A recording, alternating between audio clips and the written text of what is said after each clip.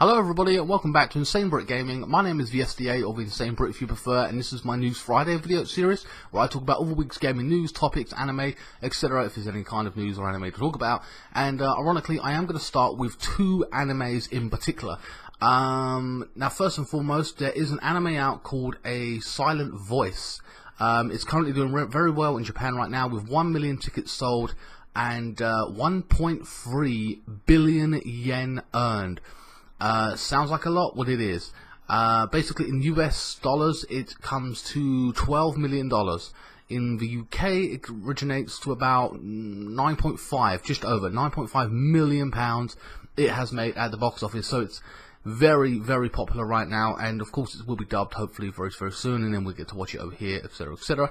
I'm a dub person, that's the way I am. Not all of you are that way, I get it. It's just the way I am. I'm very fussy. Basically, it is about a deaf girl who gets bullied by a guy at the school, and the whole class ends up turning on him, and of course he's being a dick, right? You know, that makes sense, and you know, that's good, whatever. However, I can't help but think that if that was in the UK, we'd probably film it and put it on YouTube, you know what I mean? That's just the way our society is. Anyway, so after him getting bullied and stuff like that, he finally realizes the error of his ways, and you know, he basically wants to make amends and ends up befriending her, or wanting to befriend her and tracking her down. Hell, you know, by the sound of it, if you know, in reality, into anime, that sounds like stalking, but whatever, it is what it is. I'm not sure if this is sometime later or just thereafter he did it, you know, and regrets it, so I'm unsure of that. Anyway, in a kind of generic way, in some ways to a point, he falls in love with her and the story progresses. I'm interested in the story very much. It sounds generic that he falls in love with her, but it is one of those stories, and that's fine. I haven't seen one of those in quite a while. It's not an anime that I particularly go about watching. The best one that I've seen in a while was Toradora, which I thought was fantastic, and I recommend that anime if you are into the love or slice of life kind of anime. It's the only one I really own in terms of like a love story or anything like that. It's Toradora on Blu-ray. That's 26 episodes. So I am interested in this one. Yes, he bullies her, etc, etc, but I want to know how the relationship progresses there, the characters, you know, relationship builds and stuff like that. But also, how does he communicate to her? Does he actually learn sign language to communicate with her? I don't know. I'm just thinking off the top of my head. I don't know all the ins and outs of it. I haven't researched it like that. I don't want to overbearingly spoil it for myself. I just want to mention this to you and give you a shout out about it, because it is an interesting anime to me, and it's one I definitely want to be seeing. Next up is another anime, one of my all-time favorites. You may have seen him in the background, if I can just grab him here. Ryuk. This is a death god, or god of death rather, and basically it's being made into a Netflix TV series. Now, I've got to be honest with you, Netflix do a lot of great work, they really do. Some of the shows I've watched are really good, positive. Daredevil, Luke Cage even, I recommend you check those shows out. In terms of, they're based on comic books and stuff like that, so you know, it's gonna be a good... I've got faith in Netflix. But I'm still nervous because it's somebody taking something that I love and doing a real life adaptation of it. Now, Death Note has been made... It was a manga, been made into an anime, which I am going to be buying on the 19th of December. It comes to Blu-ray finally after 2007. I've waited fucking over 7 or 8 years for that motherfucker to come out on Blu-ray. So I will be buying that and doing an unboxing for you guys. So don't worry, I'm putting my money where my mouth is in that aspect. So yeah, it comes to Blu-ray. It's been made into a 3 live action movies in Japan. They weren't the best, but they're not... Maybe they get a pass from me because they weren't the worst. And at the same time, I'm a fanboy of it. So I enjoyed it. It's here and now. I bought them anyway. Whatever. But there is a problem with the casting. Now, of course, they did it with Ghost in the Shell. Whitewashing. They put Scarlett Johansson as the Major. For the most part, she does look the part when you see her, whatever. I can live with that. I can just about live with that. I'm not crying over that. It is what it is. You know, so if you don't know what whitewashing is, basically it's when the West takes something and then fill it with white people or whatever, and no Asian people are in it, and even though it originated from Japan, blah, blah, blah, blah, blah. It is a problem in the West. It is what we do. It's just the way it is. And it is unfortunate. So you kind of cringe when you see it. But whatever, I suppose it's same for a lot of you out there who, when you see the dub version, you cringe, like, oh, that fucking voice. It is what it is, right? And again, I'm a fanboy, so I will have something to say about it. I'm not afraid to. Basically, so they've got a white guy playing Light the Agumi, and they have a white girl playing Misa Amane. You know, I don't understand why on that basis, because it's not like they can't find any cute Japanese girls in the USA who can speak fucking English.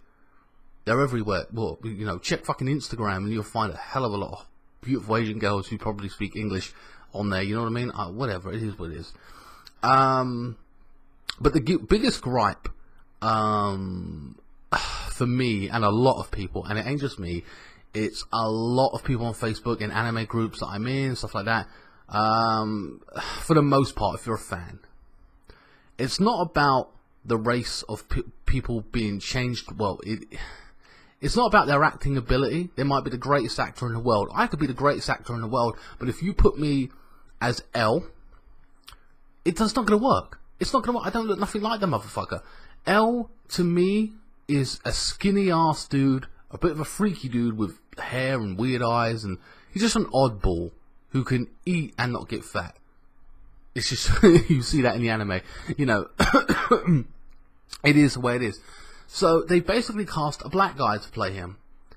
Now, it's not about him being a bad actor. It is not about, oh, I don't want to see black people in my TV shows. No, hell no. It's nothing to do with that. It is about the character that you are playing already has a premise. And the premise of this character in the anime and the manga is he's Japanese or whatever. And he's pale as shit anyway. So the idea you just totally ignored that fact and fucking made him a black guy or whatever to fit your PC narrative really pisses me off, and a lot of other people, and I'm frustrated at that.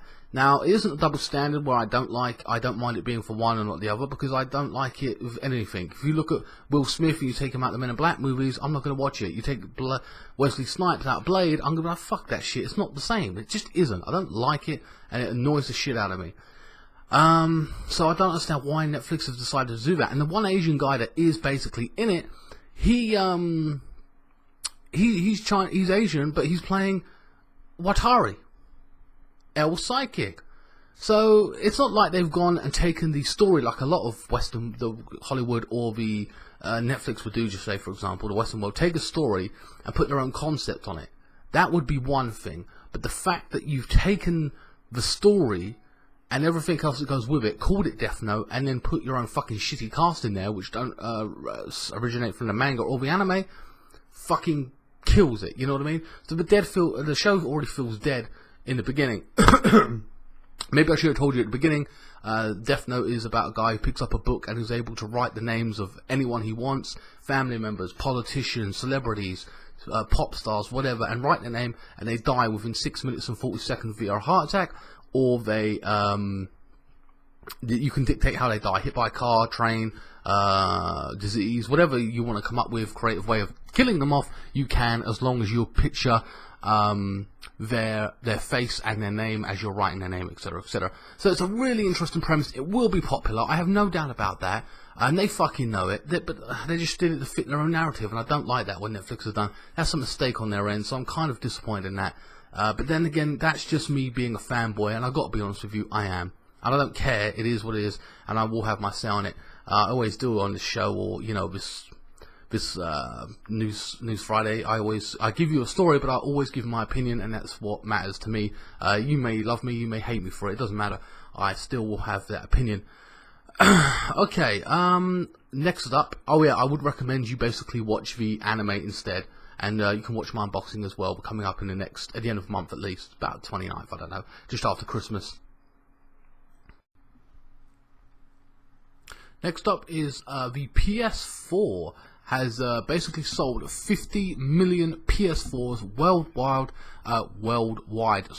where the Xbox One has actually sold 30 million and the Wii U has sold 13 million. So even with the combining of Xbox One and the Wii U in terms of numbers, that only comes up to 43 million. The PS4 still beats them both, even combined. Now, owning both, I feel personally that Xbox needs to do more exclusives. Halo and Gears just aren't enough. And as for Microsoft, it's not like they haven't got the money. They just spent $26 billion on LinkedIn the other day, actually, which has just been approved by the EU, which basically, if you don't know what that is, it's basically Facebook for professionals, for like finding jobs and stuff like that. So there's no real fucking excuse there, I feel. They're being lazy and they're letting third-party people do all the work for them, you know what I mean? So, for example, Battlefield, Call of Duty, every single year is on the Xbox One. Yes, it's on PS4. Yes, it's on PC. And that continues, including Destiny, etc., etc. And it's just real fucking lazy. You know, for the money they've got and, you know, the console that they have out and the warrant of spending that much money, okay, you can argue, oh, you shouldn't have bought both. Well, that's fine. I understand that premise. But just based on the fact that this game, this console only has 2 particular games out for it, realistically, or serious in Gears of War and Halo, you know, I would like to see 5, 6, 7 more exclusives from Mr. Gates or Major Nelson, whatever, you know, whoever listens the most. You know, and timed exclusives for me does not count. That's bullshit. Tomb Raider, and then they're trying to take, what else they try and take as well? For a time, Metal Gear, they made that on both consoles. That was originally a PlayStation. So it goes to show they're just stealing things from PlayStation or trying to make them be on both or timed exclusive. That's crap. That's not enough. You know, why bother paying that amount? Why not do something innovative or put your initiative and effort into something and make a whole new world, a whole new cast of characters, interesting game, or just something to... a few good games to kick off like a series or something, you know what I mean? You've got nothing there, basically, I feel. It's kind of disappointing in that aspect of it, because it feels like a pointless console, or well, maybe it's because I own both, but it just feels that realistically, everything that I can play on the Xbox One, I can play on the PS4, and, you know, Gears and Halo are the exception. Meh, you know what I mean? Just Gears and Halo. It feels that they should put in a lot more effort, and like I said, with the amount of money floating around in what Microsoft and everything, they should. And all the money you're paying and have been paying for every month, you know, it just feels they should do a lot more. Free games every month is okay, but you know what I mean? And that's fine, and that's hit and miss at the best of times, but they should, you know, put that money into some big budget games, you know what I mean? Like I said, they've got the money for it, and it makes a shitload of money for them. I think they should, instead of, you know, all the money given for a console when they come out with, what, 1 Gears of War game and a Halo? Really? I mean, they've made more than 500 million. It costs, you know, maybe 500 million combined, if that. I bet it didn't, to make the Halo and Gears. So they've made nothing but fucking profit on the thing all day long. So I think it's a little bit weak. As my friend said, and I agree with this statement, he said basically Xbox One is all style and no substance. And I 100% agree with that. It doesn't feel like there's anything different other than the Gears and Halo series, but then again, that's just my opinion. But I own both, so I get the best of both worlds. But is it really worth it? Well, I'm playing Gears of War 1 right now in the current playthrough, and I'm enjoying it. And I will play the others and then Halo, etc. So, you know, and they got the HD remake, which I will be buying and doing an unboxing of and stuff like that in the future. But for me, nah, they need some more games, more exclusives, and there's no excuse for it with the amount of money rolling around. Next up. Oh yeah, and well, not finally. We have the The Last of Us trailer has dropped as well. Last of Us 2 Part 2, or they're calling it The Last of Us Part 2. Don't really need to get much more hype than that. Don't need a sub name underneath it. It just says Last of Us Part 2. Something we already wanted to, I definitely wanted to see, wanted the Avenger to continue. A bit of a spoiler here, if you don't know, or play the previous game, and if you haven't played the previous game, you simply must play that game. It is one of the best games I've ever played, and it defines a generation of the PS4 of what gaming should be and represents and what it could be. That level of acting and writing, you see it with Uncharted, you'll see it with The Last of Us, and those two particular games are the outstanding in terms of writing and the strength of the actual story. You get it to a point with Metal Gear as well. Not the last Metal Gear, to be honest with you, but there is an element of it, and it basically, when you look at The Last of Us, it is what every single game should strive to be in terms of acting and storytelling. even no matter what the gameplay is, whatever, it should tell something of a bit of emotion and whatever. It really stands out. And I do have it on PS4. I thought about doing a playthrough of it. I haven't done one on YouTube. I bought it obviously before I started YouTube. Yeah, so I don't know. I might not. It depends. So basically, the trailer starts off with Ellie playing the guitar and singing, and you know, Joel comes into the room and she's all grown up, and I was a bit nervous about how old they would make her. Would they make her, I know she was 11 in the last game, I think, so she looks about 15, 16, 17. I'm thinking about that range, 15 to 17. You know, they haven't made her a 25er, they haven't pushed it beyond ridiculous length of time period, which is a good thing. She was a great and strong female character in the first game, and that was just a little kid, and we love her. So this one is going to be even better, and she's just grown up slightly, you know what I mean? So they've done a good time frame, they haven't made it ridiculous, they haven't jumped ahead, which is a good thing, too majorly, you know? So you see how she's developed as a character, I suppose, and all the rest of it. There's a beautiful moment in the last game, in-game sequence, not a cutscene, you're just simply walking through the game, and they say things to each other, and there's a moment where he says that to Ellie, after all of this, I'm going to teach you how to play the guitar, and that's when, like I said, he goes in the room and she's playing the guitar, and, you know, she's singing, so, you know, it's a really clever move by them, in that aspect, you know, it was just a throwback to that, and I like how they remembered that from the previous game and then followed through with it, kind of thing. So I'm very much looking forward to that. I don't know when it's going to be out. I was hoping 2017, but that's too realistic, let's be honest. Probably 2018, I don't know. We'll have to wait and see. I haven't really did a lot of research on the release date and time. I should have really, but oh well. Also, Death Stranding trailer dropped as well. That's really, really interesting.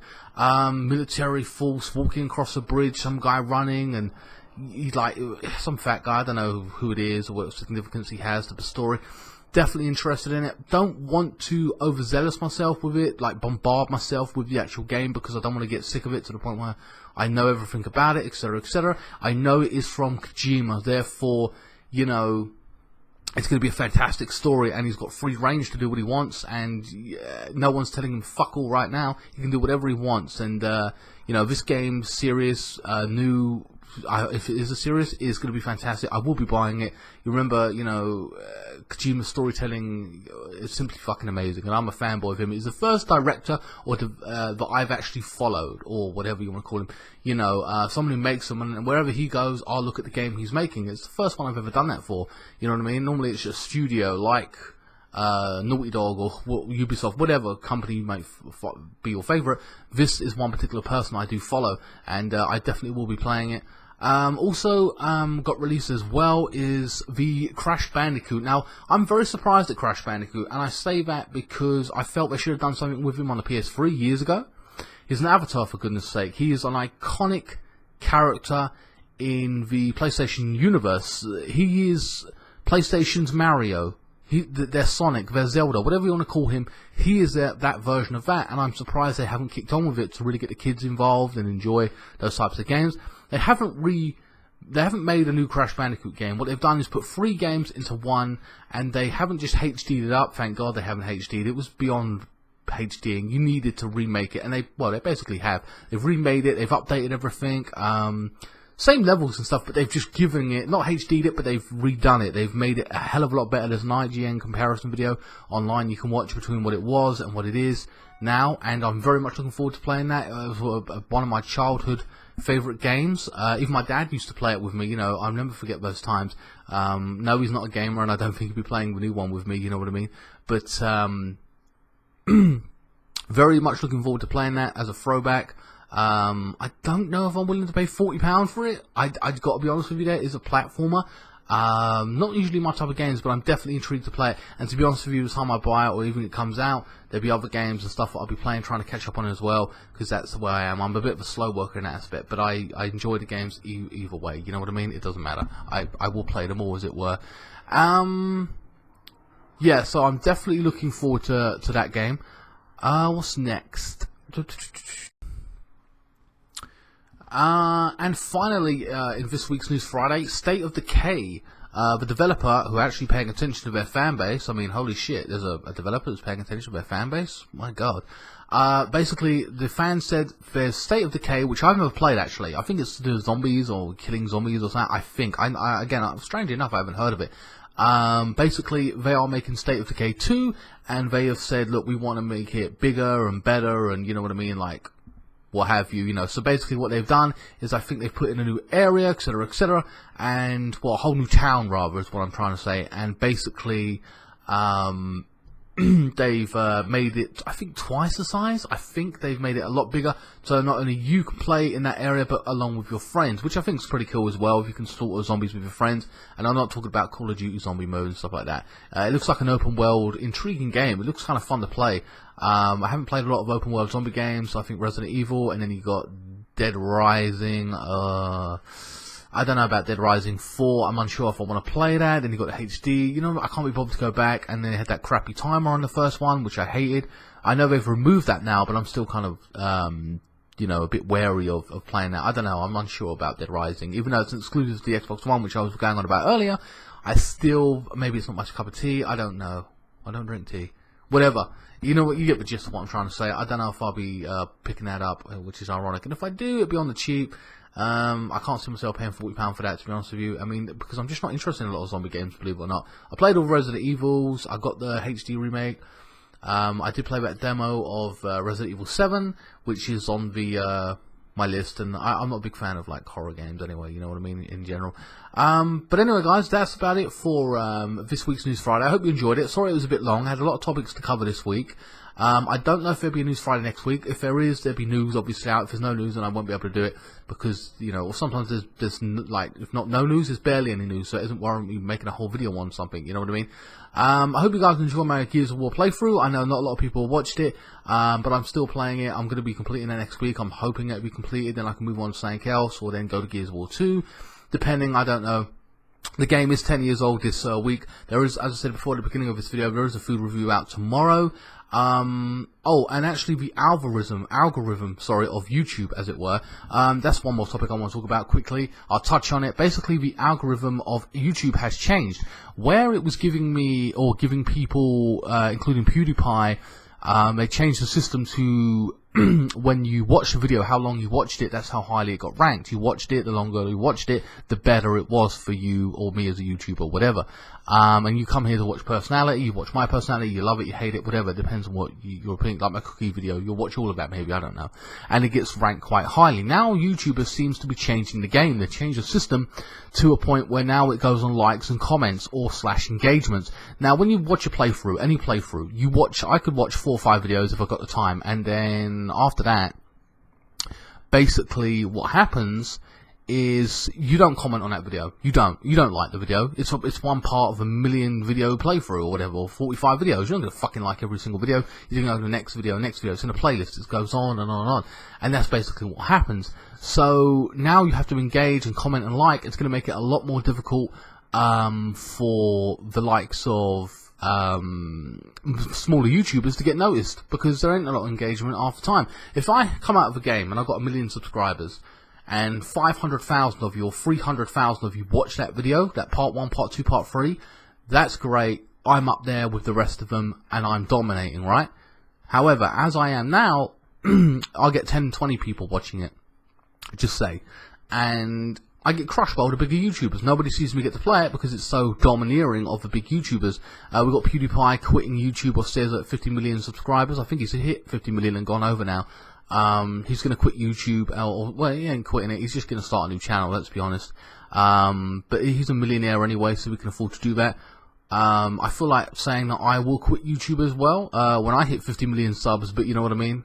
So I'm, what, 49,900,000, I can't even do the math, but I'm over, you know, I've got to wait a while, you know, to get, just hit 49 million and then plus, you know what I mean? So anyway guys, that's about it for this week. Like I said, there is a food review coming out tomorrow. Please enjoy that. Don't you forget to check out this week's simulation of Chelsea versus whoever. I don't know who the hell we got, I haven't even checked myself yet.